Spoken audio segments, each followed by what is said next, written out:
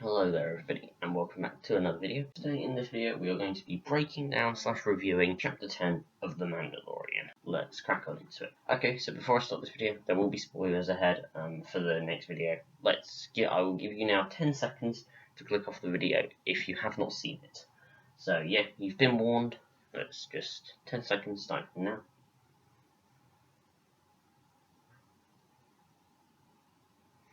Okay, you've had roughly 10 seconds. So first and foremost, let's give a review. So my review would be this episode was definitely filler, and in my opinion, not necessarily required. As the season goes on, maybe that opinion will change, but I don't think that we need this episode. I think we could... The first bit on Tatooine is definitely required. I think that bit should definitely be in the episode, but then I think depending on what comes in Chapter 10, we can maybe just sort of squeeze it all down into one episode, and then maybe have another, maybe depending on how many Ahsoka episodes there are, maybe we could have another Ahsoka episode or another Boba episode or something like that later on down the line. That would have been much cooler, I must admit. Right, let's crack into the breakdown. First, we see some cool shots of Mando on a speeder. Then we see these people who are clearly setting a trap for him. I don't know whether they maybe are working for Moff Gideon and they want to capture the child again, maybe. Who knows? Then Mando gets clotheslined by the trap, which is kind of cool. And Baby Yoda gets flung off, and he looks pretty cute, I must admit.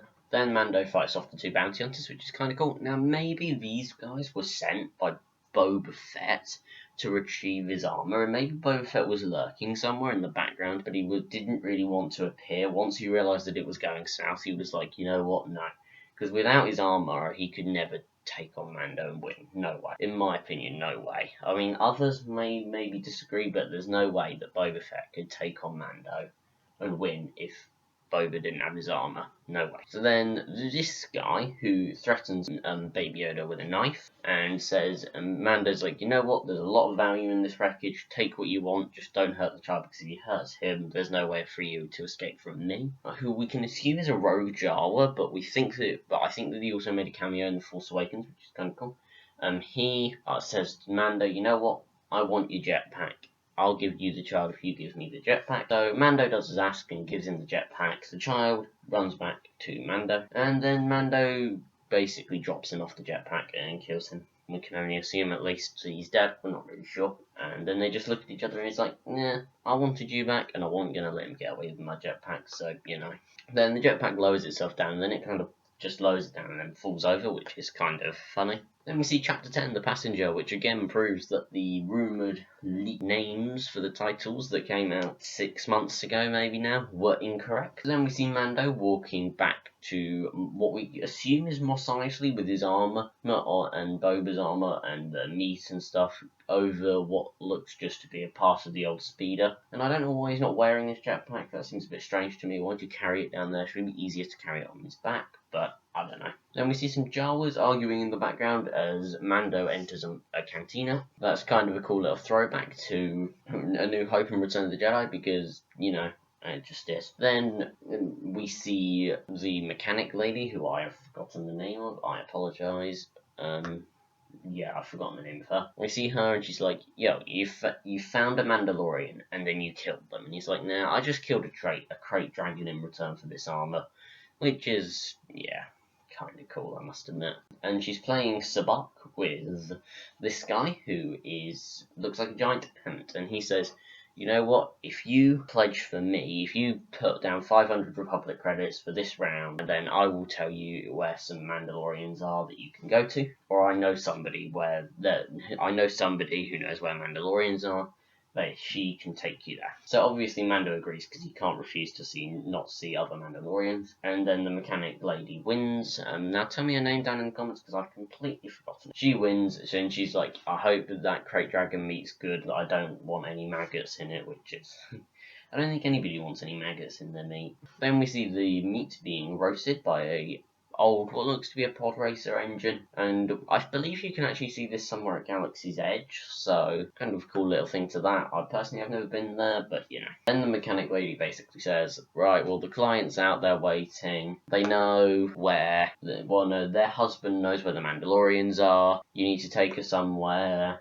And then Mando's like, I'm not a taxi service. Yeah, well, tough luck. You know, you want to see more Mandalorians? Well, they're there. and also no hyperdrive. It's like, what, you want me to travel without a hyperdrive through space? And she's like, yep, I do. And then we see the first look at the frog lady, who we can see in the trailer on the water world, which is kind of cool. And we assume that she will make it there because we can see what looks to be her husband in that trailer as well. So that's kind of cool. Then she just and then Mando's like, can you pledge for the client? And she's like, yes, I can. She's like, well, how long have you known? And he's like, how long have you known her for? And she's like, I met her 10 minutes ago. What can I say? I'm an excellent judge of personality, or something like that, which is kind of cool. So then we see the Razor Crest taking off from Tatooine to go sublight, I believe he said, through to wherever this world is that I can't remember the name of as well. I keep on forgetting stuff. Not very good on my part. I apologize. Then when Baby Yoda uses the Force to pull the eggs to him because he's like,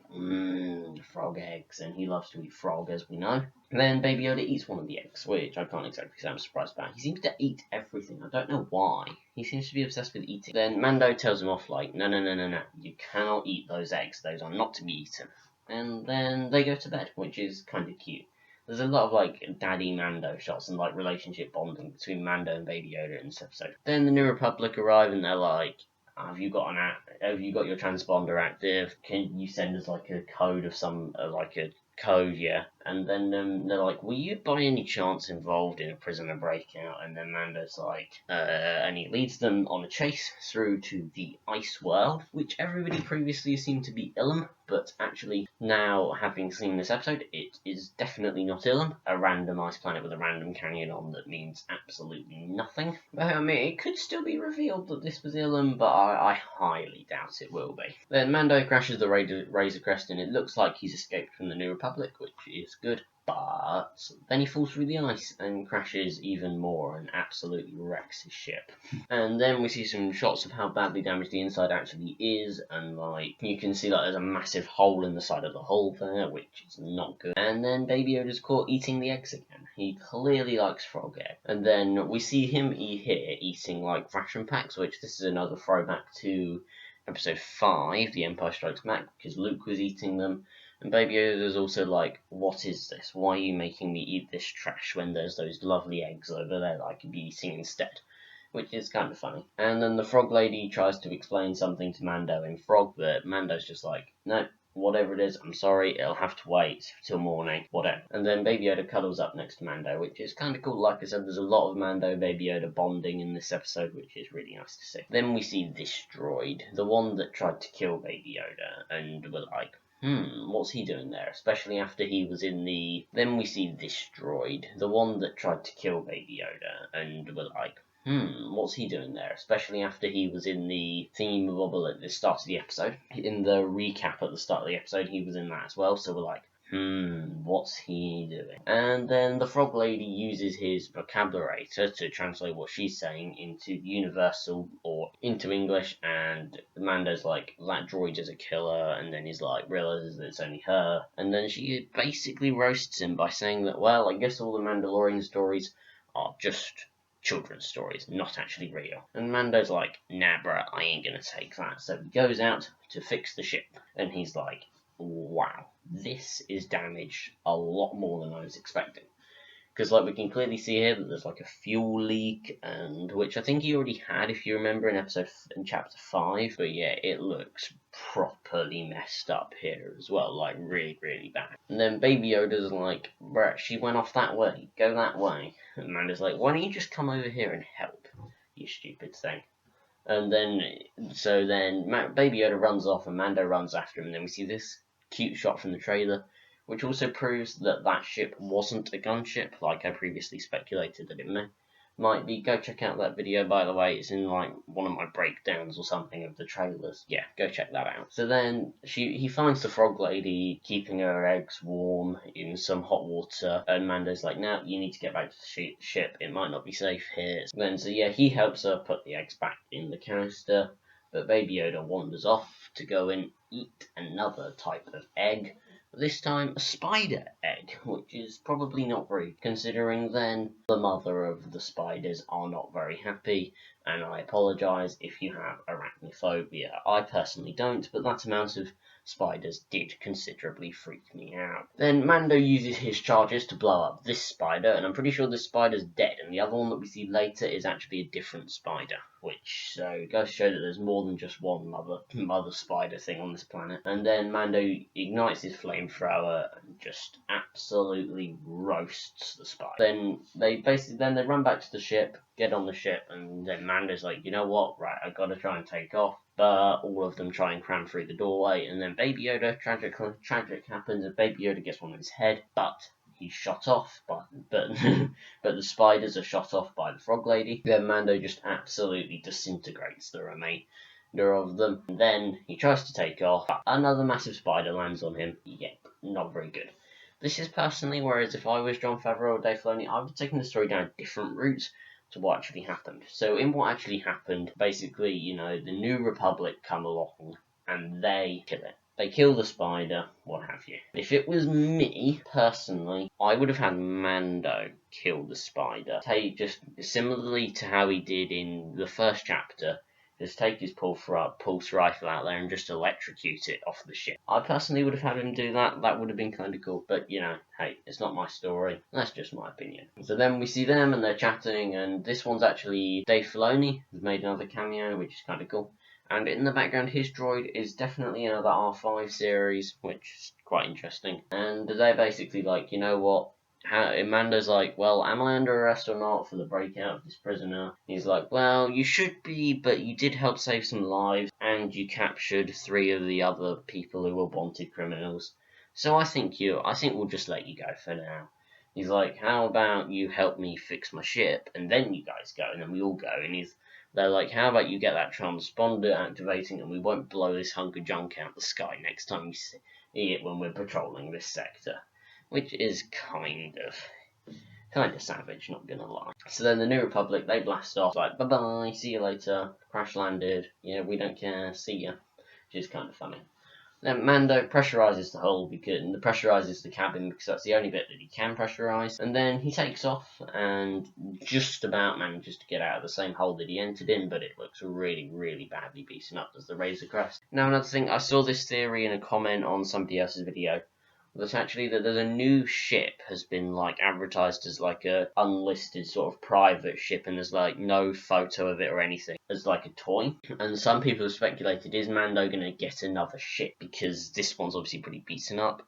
In my opinion, I don't think he won't, but let me know down in the comments below what you think, whether he will get a new ship, and if so, would you be okay with that? Because personally, I think he'll go back to Tatooine with it and get the mechanic lady to fix it, and then we'll get, and that's how he'll meet Boba Fett, which that could be kind of cool. But I don't think, I just don't see, I think the Razor Crest could be pretty done for.